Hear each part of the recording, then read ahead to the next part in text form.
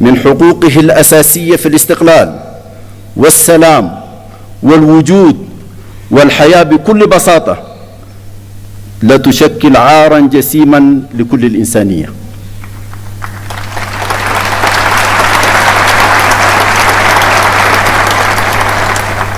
ورغم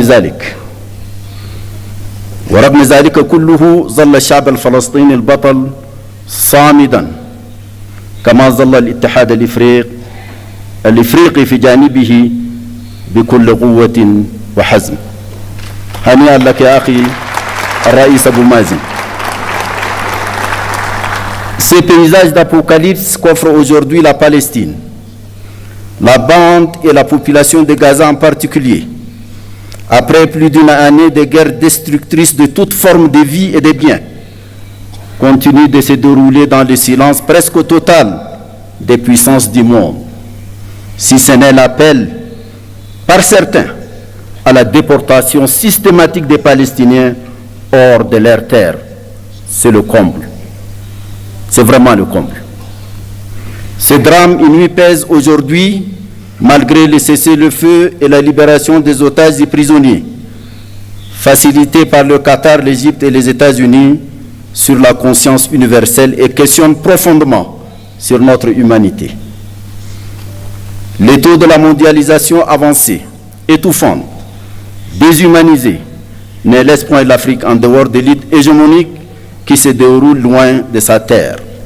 Bien au contraire, le continent en subit les débordements et fragmentations que traduisent les conflits par procuration, des soutiens des puissances extérieures à peine voilées aux parties belligérantes sur le continent, des expansions du terrorisme et de l'extrémisme violent, des poursuites de la guerre ravageuse au Soudan, à l'est de la République démocratique du Congo, des divisions de la Libye dont je salue l'adoption hier ici même de la charte de réconciliation.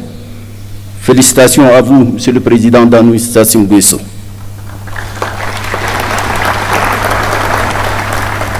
Les tensions de tous ordres au Sahel, au bassin du lac Tchad, au golfe de Guinée, au Mozambique, à la Corne de l'Afrique et dans la région des Grands Lacs sont un autre pan de ces chapelets embrasiers des crises africaines.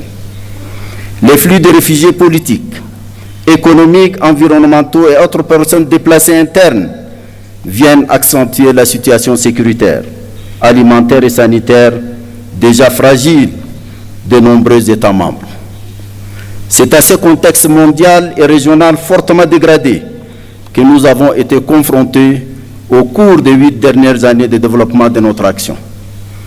Excellences, Monsieur le Président, Mesdames et Messieurs, la réforme institutionnelle de notre Union entamée en 2017 ambitionnait la création de conditions optimales pour garantir la poursuite efficiente des programmes inscrits dans notre boussole doctrinale stratégique, l'agenda 2063, aux fins d'une meilleure résistance aux défis ainsi identifiés.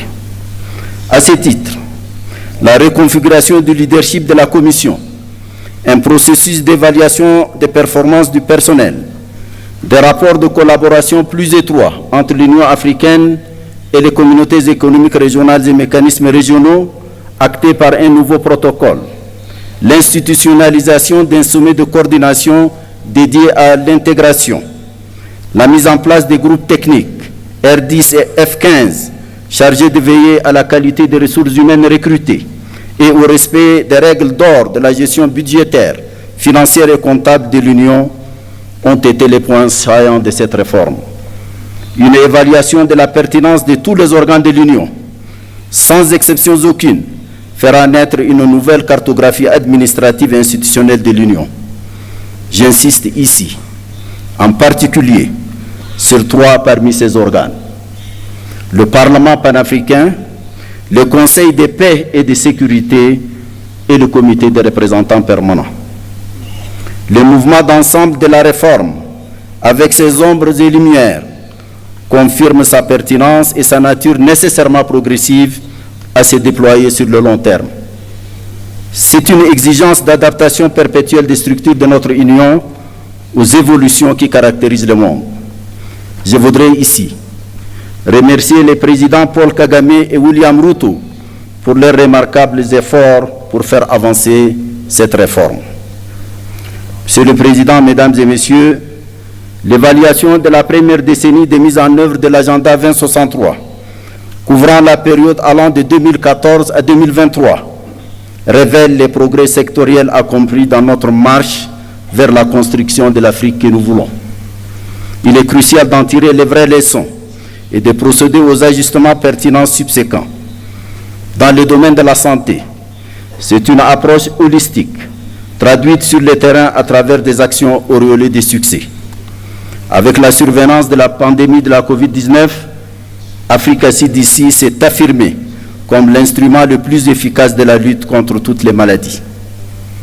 La préoccupante question du financement de la santé continue de nous préoccuper. 2 mécanismes de financement de la couverture sanitaire universelle et celle de la lutte contre la malnutrition sur le continent ont été conçus. Grâce au Centre africain des vaccins vétérinaires, PANVAC, dont le nouveau laboratoire de production de vaccins a été inauguré en février 2024, une avancée significative dans le domaine de l'élevage, de la santé animale et du développement socio-économique a été réalisée. L'Agence africaine des médicaments, AMA, a commencé l'installation de son siège à Kigali et ses activités sont sur la rampe de lancement. La médecine traditionnelle a bénéficié de l'élaboration de 2 plans décennaux, le dernier courant de 2025 à 2035. Le champ de l'éducation a été animé par la volonté de concevoir un nouveau système éducatif pensé en fonction des exigences d'un monde où l'enjeu majeur est devenu la compétition autour de l'innovation scientifique, technologique et maintenant par l'intelligence artificielle.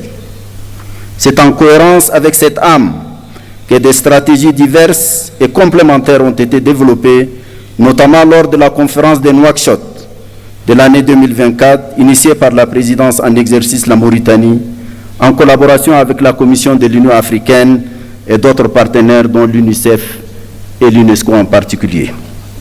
La centralité des problématiques genre et jeunesse a été affirmée. Les envoyés spéciaux femmes et jeunes se sont bien implantés dans l'univers institutionnel du leadership de l'organisation. Tout au long des 8 années de ce double mandat, bien d'autres domaines cruciaux ont retenu toute l'attention qu'ils méritent, de par leur importance pour le développement socio-économique de l'Afrique. Qu'il s'agisse de notre vision sur les questions minières, du programme détaillé de l'agriculture et de l'économie bleue, du développement des infrastructures et de l'énergie, du changement climatique avec l'adaptation et la résilience climatique du continent, de l'intégration régionale à travers la mise en œuvre de la zone de libre-échange continentale africaine, de l'opérationnalisation effective du Fonds de la paix qui a dépassé l'objectif de 400 millions de dollars, du traitement des crises humanitaires dont l'Afrique est l'épicentre avec la mise en place de l'Agence africaine humanitaire, du renforcement de la visibilité de l'Union africaine à travers notre partenariat avec les Nations Unies. Tous ont été au centre de notre entreprise collective. Je profite de l'occasion pour rendre ici un hommage tout particulier à un artisan majeur de ces partenariats. J'ai nommé Antonio Guterres, un grand ami de l'Afrique. Merci Antonio.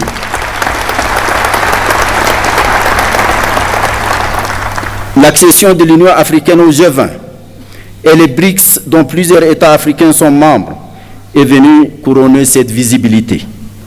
Sur toutes ces questions, les structures spécialisées de l'Union africaine et les États membres ont mené des réflexions approfondies et tracé des perspectives claires pour certaines et rendu concrètes bien d'autres. Monsieur le Président, Excellences, Mesdames et Messieurs, il y a quelques mois, j'ai adressé à vos Excellences une lettre relative à quelques urgences centrales dans le devenir de notre Union et de ses capacités de réaliser au mieux possible nos objectifs. Je pense ici d'abord au Conseil de paix et sécurité, évoqué plus haut.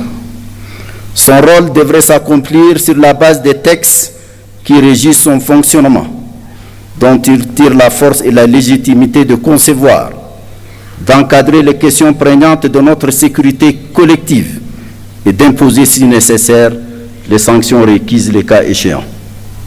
Il est fort regrettable que ces décisions soient parfois contraires à nos principes et lorsqu'elles ne le sont pas, restent souvent lettre morte.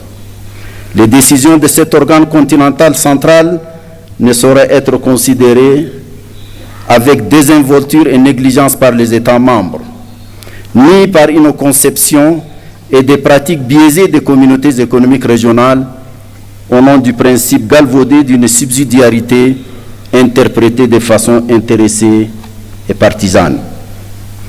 L'évocation du CPS renvoie à la question des changements non constitutionnels du gouvernement. À cet égard, j'ai mentionné dans la dite lettre que nous n'avons plus désormais que deux options. Soit abandonner les principes qui régissent actuellement cette problématique, soit les appliquer sérieusement, quitte à les réviser et les adapter à nos besoins et réalités nouvelles. Nous ne pouvons, pour notre crédibilité, continuer à ressasser telle une litanie ces principes tout en les piétinant ou acceptant leur flagrante et constante violation. Il n'y a rien de plus corrosif de notre crédibilité qu'une telle attitude qui a conduit ces derniers temps à une véritable défiance vis-à-vis des règles et principes et fragiliser l'intégration dans une partie du continent. J'ai mentionné également le marasme persistant et paralysant de notre insupportable division en matière de représentation en relation avec nos partenariats dits stratégiques. J'appelais ici encore à choisir l'une des deux options qui s'y présentent pour nous et dont j'ai présenté clairement les termes dans ma lettre. J'avais également mentionné la question récurrente du financement de l'organisation, laquelle paradoxalement contraste avec les tendances continues de multiplication des organes sans souci de leur financement. Une organisation indépendante et gardienne de notre liberté et de notre souveraineté ne saurait se construire par les financements d'autrui.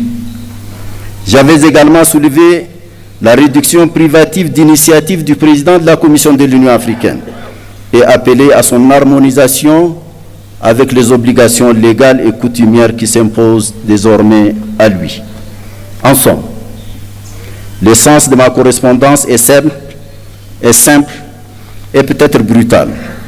C'est la question d'être dignement ou ne pas être de notre organisation, placée devant une terrible conjugaison de facteurs de complexité.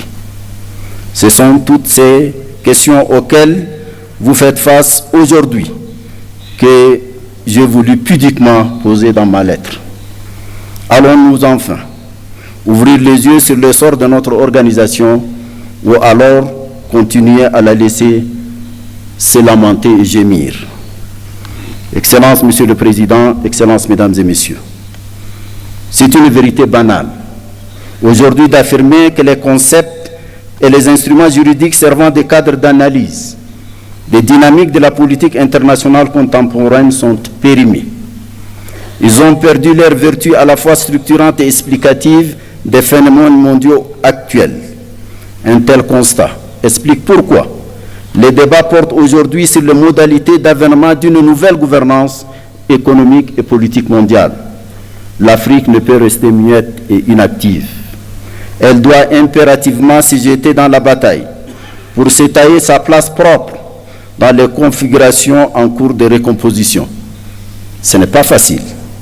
Cela demandera de l'ingéniosité, de la créativité, de la méthode, du courage. Plus généralement, cela demandera une vraie rédemption pour un réveil de la conscience et de l'âme du panafricanisme. Celui de la conscience de notre africanité, celui de la fierté de notre africanité, celui de l'attachement à notre africanité, celui du rejet de notre dépersonnalisation et de notre servilité nihiliste, de notre identité et de notre être.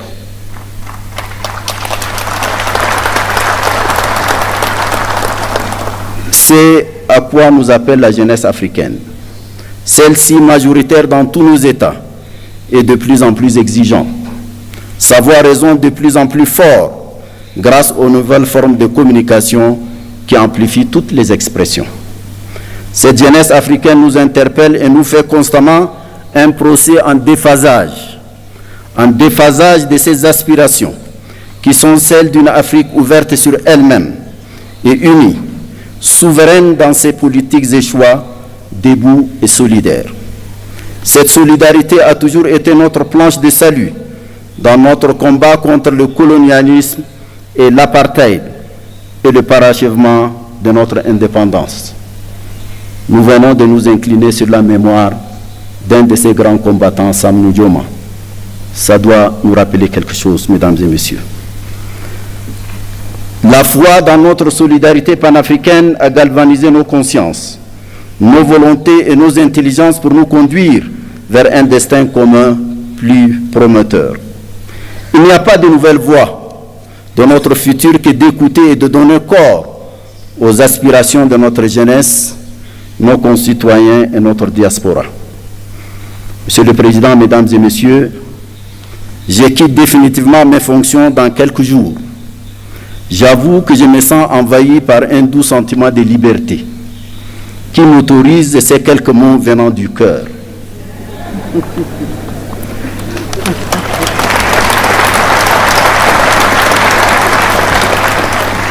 Le premier est un mot de profonde gratitude à vos excellences pour la confiance que vous m'avez accordée en m'élisant pour 2 mandats successifs, président de la Commission de l'Union africaine. Soyez assurés que j'ai mesuré, et je mesure toujours, toutes les dimensions de cette confiance et du lourd poids de la gratitude et la reconnaissance subséquente. Le deuxième mot porte sur l'autre et moi. Dans cet autre, je pense d'abord à nos partenaires, surtout ceux qui nous ont offert une amitié sincère et une coopération mutuellement avantageuse. Je voudrais les remercier tous et leur exprimer notre gratitude. Je pense ensuite à vous ici présents, ainsi qu'à ceux qui nous ont quittés pour différentes raisons. Nous avons réalisé de bonnes et grandes choses, et surtout avons, autant que faire se peut, respecter une certaine éthique et une ligne de conduite que nous croyons conforme à nos principes et objectifs. Veuillez accepter toute ma reconnaissance. Les membres de la Commission de l'Union africaine, d'autres hommes et femmes ensuite, y ont travaillé, souvent dans l'ombre, avec assiduité, dévouement, discipline et talent. Je voudrais leur rendre l'hommage qu'ils méritent.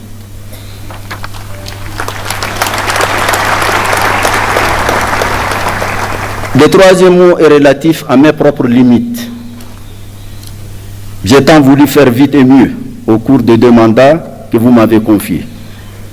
Je sais que je n'ai pas tout fait.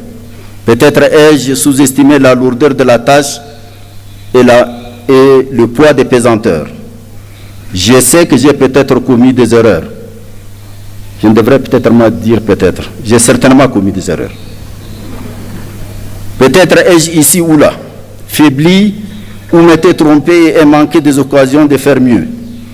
Je voudrais m'en excuser et demander pardon si mes manquements ont causé un quelconque tort individuel ou collectif.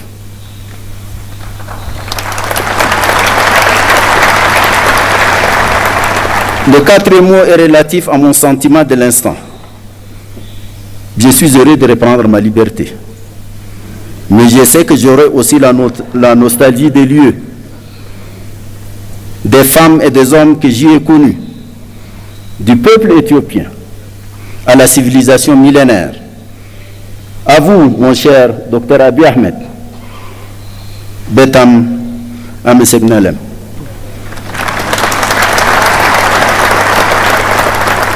Peut-être faudra-t-il écrire l'histoire de tout cet enchevêtrement de sentiments et de sensations. Enfin, mon 5e mot est celui de mon serment, de continuer à servir, de penser à l'Afrique, à servir l'Afrique, à rêver pour elle, pour sa